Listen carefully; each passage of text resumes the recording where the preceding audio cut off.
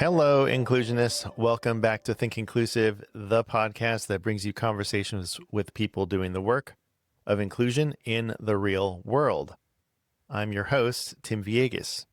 Today's episode is one that I've been looking forward to sharing with you for a long time. My guest is Elizabeth Bonker. She's been an advocate for non-speakers with autism for more than a decade. You may know her from her book and album, I Am In Here, or maybe you saw her viral commencement speech when she graduated as valedictorian from Rollins College in 2022. That speech, well, it reached over 4 billion people around the world. Yeah, billion with a B. Elizabeth has given keynote addresses at places like Stanford Medical School's Neurodiversity Summit, Neurodiversity in Business in London, and the India Inclusion Summit in Bangalore. She's an absolute force, and she's also a non-speaker who communicates by typing. Now, I want to pause here and share something with you. I used to be skeptical of spelling or typing to communicate, and I know some of you listening or watching may still be wary, and that's totally fine. It's okay. I get it. But as you listen to this conversation, I want to invite you to presume competence. Elizabeth pre-typed out all of her responses to my main questions and typed live responses for my follow-up questions during our interview. I've seen her do it in person. She's fully capable of expressing herself this way. And while I did edit her responses slightly just to keep the episode tight, what you'll hear is her voice, her thoughts, and her truth. In our conversation, we talk about the barriers non-speaking students face in schools, especially the denial of access to typing, which Elizabeth calls a civil rights issue. She shares her personal journey and the mission of her nonprofit, Communication for All, which offers free resources to teach non-speakers how to type. We also get into the challenges of dyspraxia, dysregulation, and the urgent need for educational reform. And through it all, Elizabeth reminds us that love and compassion must be at the center of this work. Now, before we get into my conversation with Elizabeth, I want to tell you about our sponsor for this season, IXL. IXL is a fantastic all-in-one platform designed for K-12 education. It helps boost student achievement, empowers teachers, and tracks progress seamlessly. Imagine having a tool that simplifies what usually requires dozens of different resources. Well, that's IXL. As students practice, IXL adapts to their individual needs, ensuring they're both supported and challenged. Plus, each learner receives a personalized learning plan to effectively address any knowledge gaps. Learn more at ixl.com/inclusive. That's ixl.com/inclusive. All right, it's time to think inclusive. I'm trying out that tagline. Let me know what you think. Here's my conversation with Elizabeth Bonker.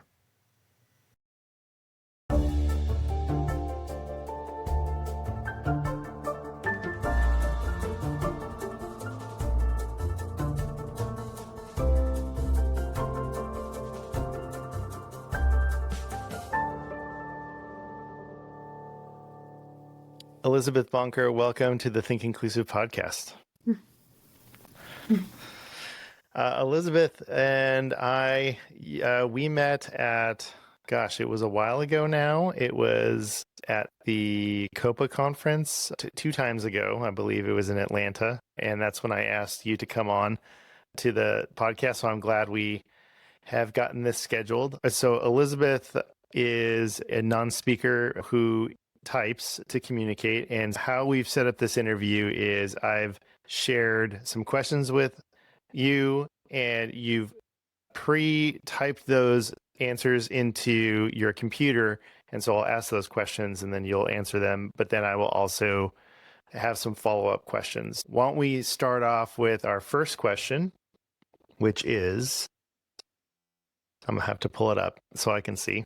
Elizabeth, what are some barriers for students who type or spell to communicate to utilize this kind of communication method in school? Non-speaking students like me are routinely denied access to typing in schools. This barrier is a clear violation of our civil rights as mandated by the Americans with Disabilities Act. Despite the lack of access in K-12 schools, there are now thousands of typers around the world and dozens of graduates from colleges including Harvard, Columbia, UCLA, and Rollins. We need to remove the barriers so all non-speaking students can be educated in public school. Blind students use Braille and deaf students use sign language. Now is the time for non-speakers to type in school. So what I'm hearing is that there are a lot more non-speakers that are typing in school now. We need to remove barriers so all non-speaking students can be educated in public school. Elizabeth, what do you think is the biggest barrier right now for non-speakers? Schools need to change the way they see non-speakers. We can type and be educated in mainstream classes. The biggest barrier is old thinking. We need to change that. Mhm.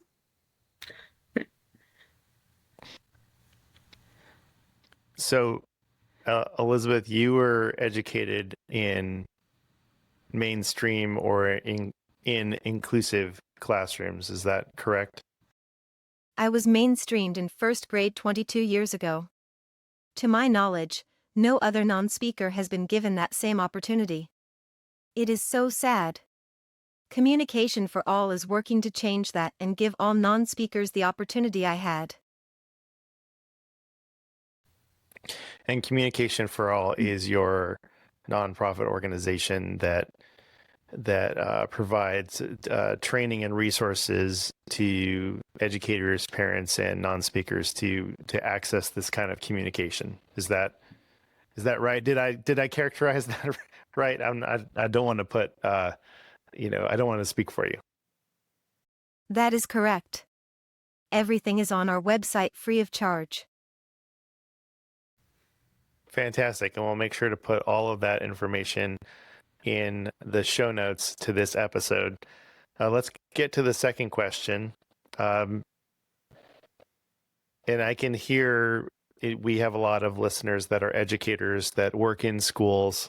And I know that they'd be wondering are there any schools who are supporting learners who use spell or type to communicate right now, especially in public schools? There are a handful of schools that are quietly educating older typers, but they stay quiet because the forces against typing will attack them for supporting us. And who are these forces denying non-speakers communication and education? They are the billion-dollar businesses that control autism education. They make money by keeping us disabled. That's a powerful statement, Elizabeth. I wonder, from your perspective, how are organizations making money by keeping you or other non-speakers disabled? I had thousands of hours of speech therapy and still cannot speak. They would have kept giving me more and more.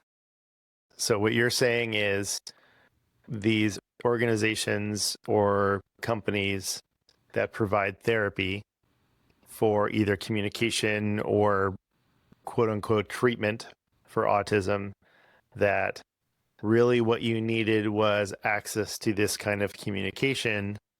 And the longer that people gave you therapy, these kinds of therapies so that you could verbally speak, instead of providing you access to your mode of communication now, that was, and for other people that's wasted time, right?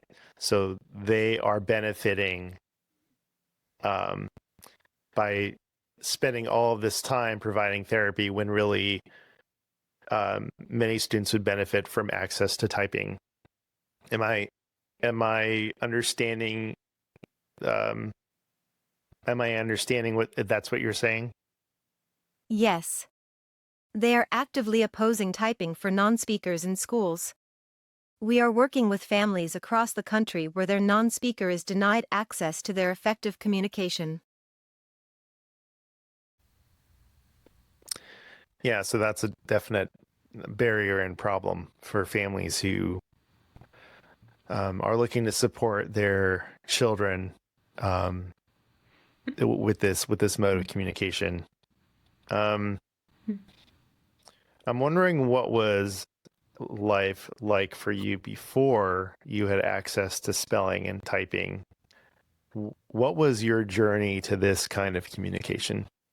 My life before typing was filled with anger and frustration. I understood everything going on around me but was treated like I had an intellectual disability by the so-called experts.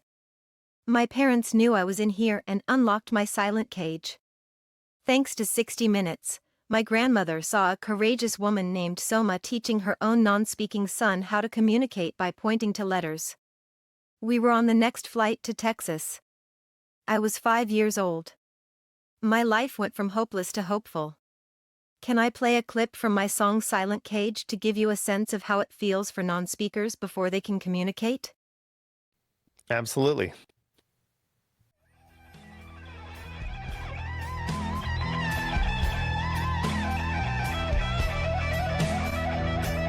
Step inside my silent cage. Can't you see I'm on a stage? The world says I can't think. It's pushed me to the brink. They say I'm lost and dumb. The stairs say I'm less than scum. No voice, no choice, no thoughts, no brain. They think that I'm insane. Set me free. Please set me free.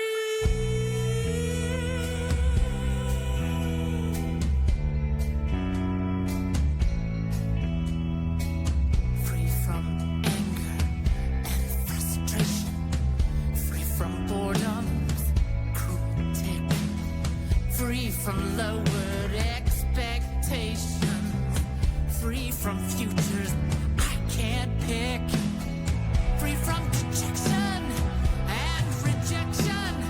Free from fits of smashing rage.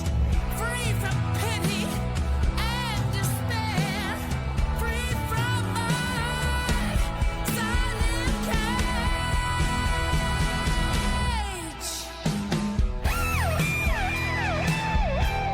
That's Tom Morello, right?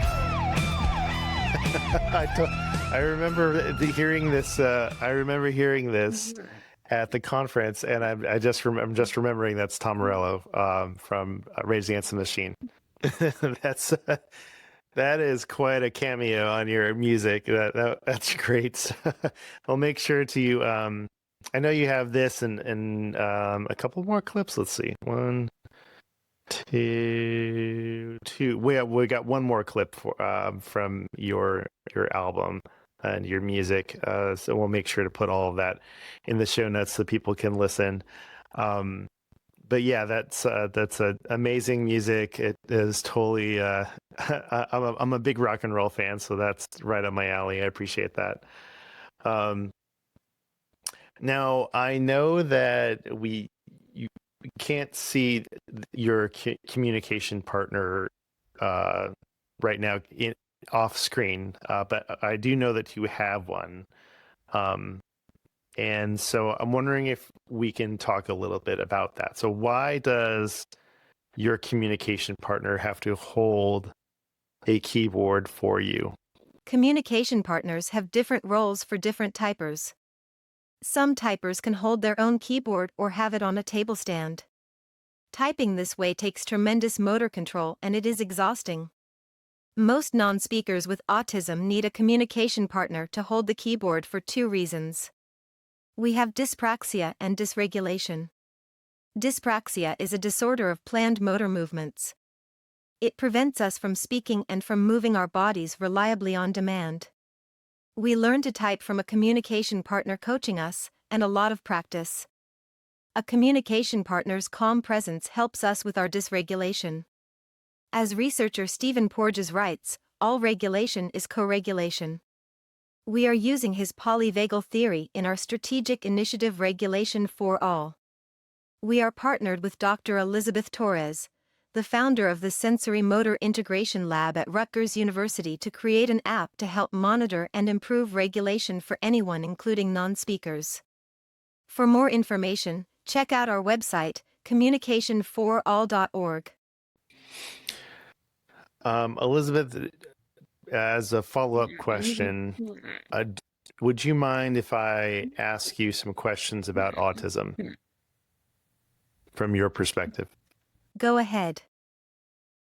So in your response, you talk about dyspraxia and dysregulation, and you touched on it a little bit about dyspraxia being a disorder of planned motor movements.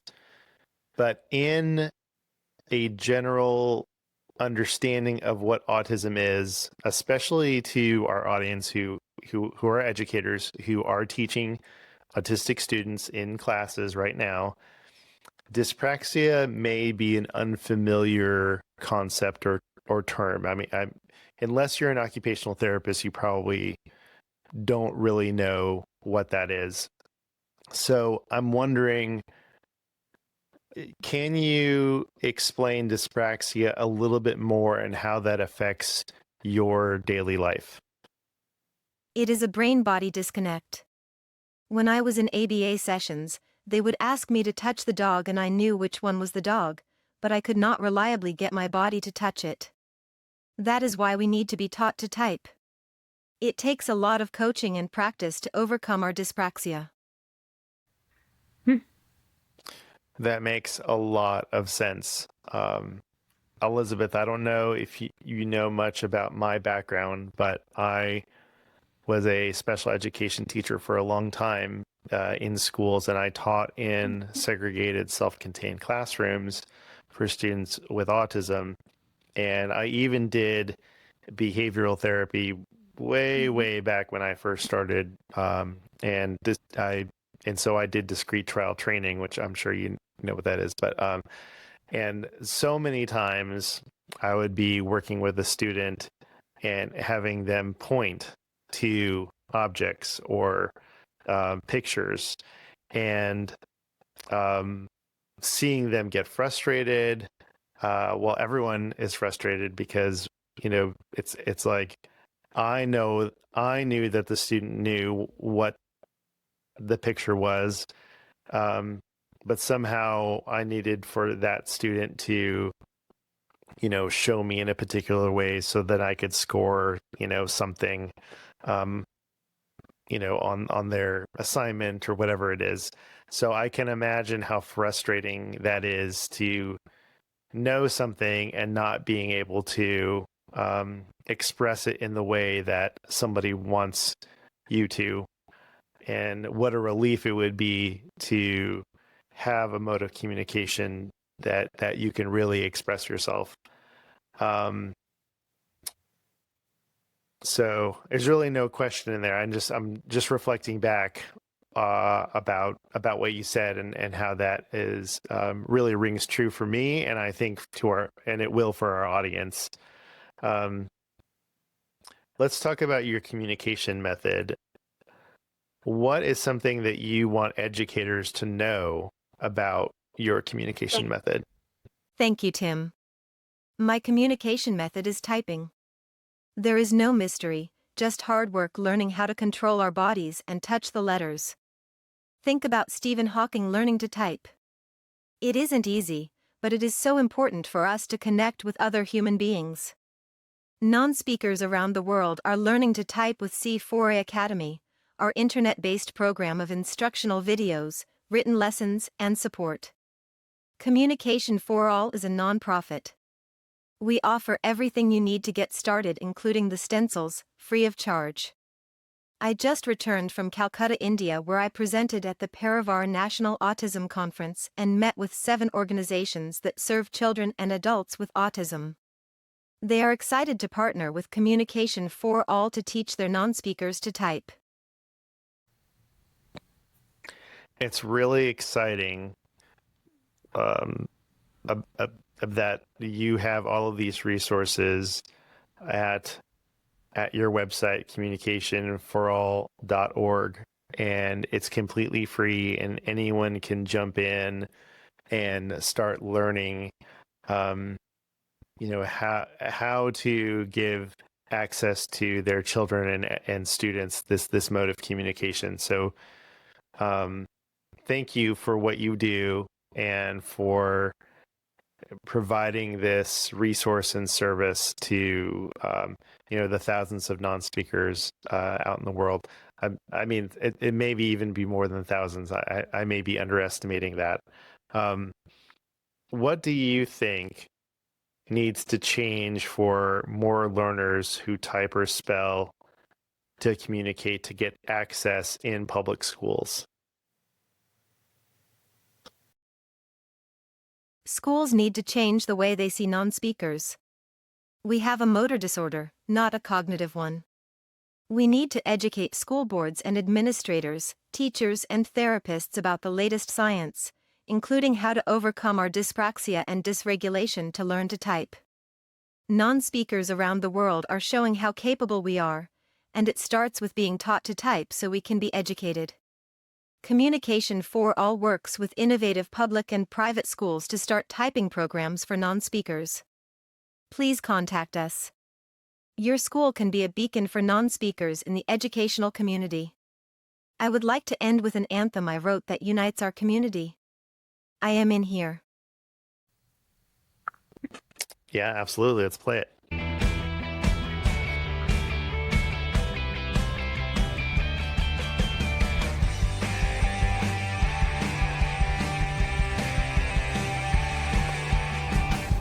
When I was a kid, this is what the doctors did. They told my mom, there's no hope for this one, but they didn't know. No, they didn't know. When I went to school, the teachers did the same thing too. I'm not lying, they said this one ain't even trying, but they didn't know what they didn't know. What they didn't know was the truth about me. Sometimes I fear they don't understand that I hear and I know. The way they look through me, it just makes me want to scream. I am in here. I am in here. This is my voice. This is my life. This is my choice. This is my right. I am in here. Now that I'm grown, I realize I'm not alone. Millions like me who should be shining brightly, but they don't know how they can show how much they know and the truth they can't see. You don't believe that we go to the extreme to be heard and to be seen. If you just walk in our shoes, I know that you'd scream the news. We are in here. We are in here. This is our voice. This is our life. This is our choice. This is our right. We are in here. We are in here. This is our voice. This is our life. This is our choice. This is our right. We are in here. We are in here. We are in here.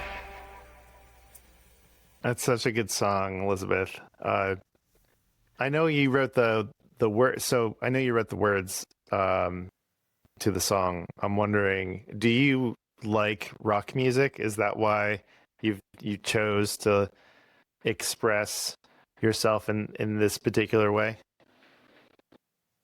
Music opens the heart so the head can listen. We are changing hearts and minds for communication equality. Thank you, Tim, for joining the mission. Absolutely, absolutely. Yeah, it's my pleasure to have you on the podcast and to talk about your nonprofit and your experiences, your journey with typing to communicate. I have one more question about autism, if that's okay. It's about dysregulation. So we talked about dyspraxia, and I want to ask you a question about dysregulation. Because, and here, I'll give you a reasoning and then I'll ask the question. Most often, when educators are learning about autism, they learn about the symptoms of autism or the characteristics of autism, meaning speech delay, and then social a delay in social interactions, or there's some sort of quote unquote impairment with social connectedness or communication, and then the third one is like repetitive or restricted interest. And these are not this is not my terms, these are like the diagnostic terms, right? And then we have some sort of like sensory, sensory difficulties or whatever. I find it really hard to when we start out with such a deficit way of thinking about autism. It's hard when I'm talking to educators about how to support learners on the autism spectrum. And I'm wondering if you can help, like if you were to talk to educators and say, what helps you with regulation, and helps you feel safe and comfortable enough to talk to me and have a conversation and type to communicate. What makes you feel safe and comfortable and helps you regulate? Regulation is a big challenge for many on the spectrum. I worked with a scientist for 2 years to go from fight or flight to safe mode. Communication for All has a strategic initiative called Regulation for All, to build an app that will help families monitor and improve regulation. You can only have a great quality of life with communication and regulation.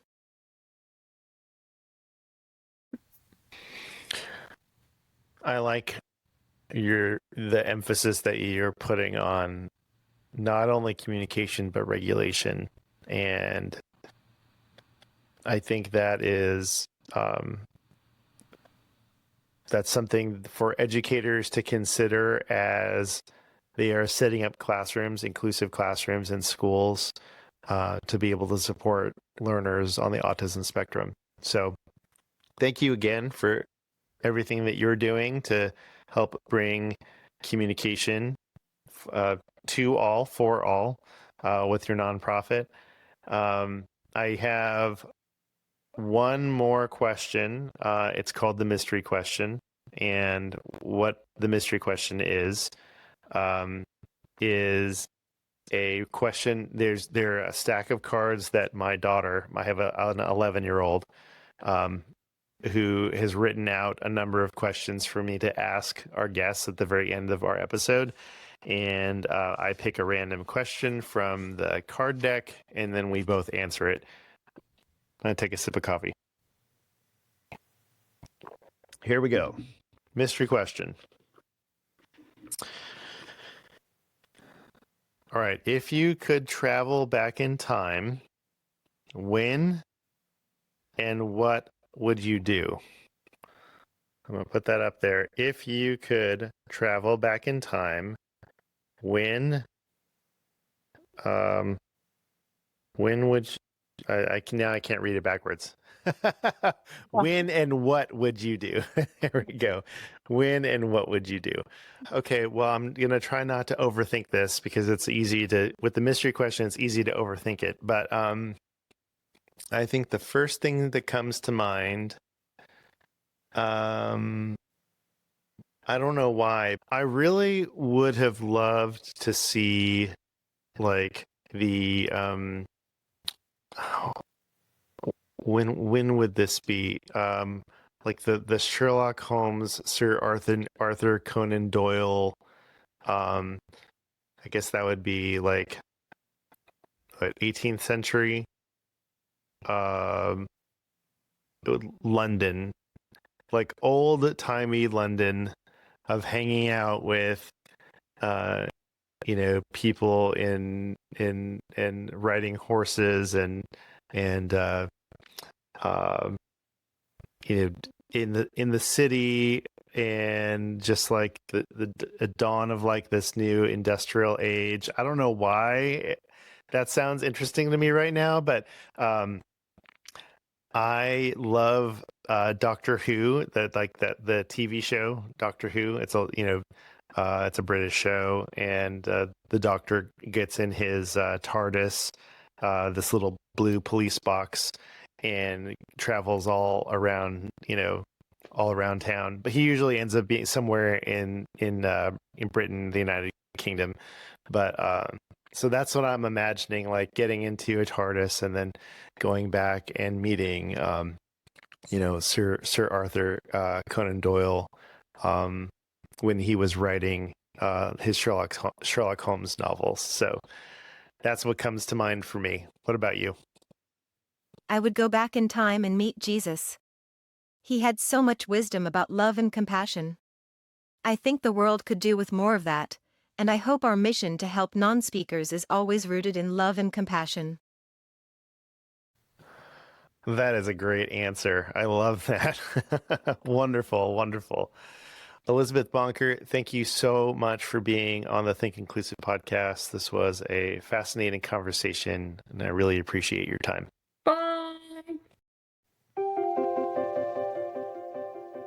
That was Elizabeth Bonker.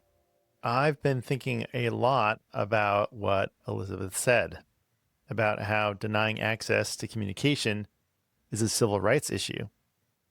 It's something that should stop all of us in our tracks, because if we truly believe in inclusion, then we have to believe in the right to be heard, and not just heard, understood. Elizabeth's story is a reminder that inclusion isn't just theoretical, it's personal, it's urgent, and it's possible. That's all the time we have for this episode of Think Inclusive. And with that, we are wrapping up season 12. Can you believe it?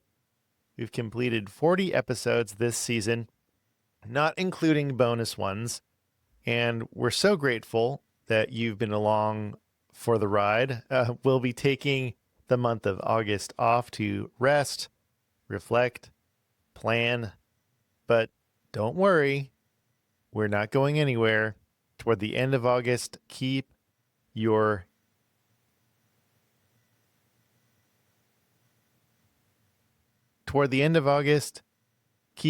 out for the trailer for season 13. The new season officially drops on Thursday, September 4th, 2025, with fresh episodes coming into your feed every Thursday throughout the school year. Now, let's roll the credits. Think Inclusive is brought to you by me, Tim Villegas. I handle the writing, editing, design, mixing, and mastering. This podcast is a proud production of the Maryland Coalition for Inclusive Education. Our original music is by Miles Credich, with additional tunes by Melody. A big shout out to our sponsor for this season, IXL. Thank you so much. We really appreciate it. Make sure to check them out at ixl.com/inclusive.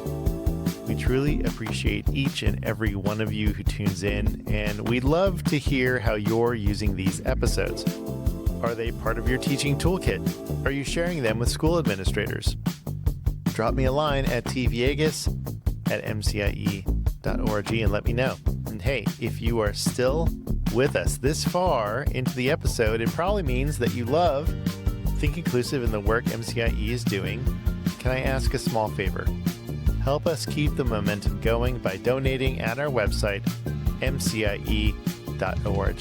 Just click the button at the top of the site and chip in $5, $10, $20. It would mean the world to us and to the children in the schools and districts we partner with. Thanks for your time and attention, and remember, inclusion always works.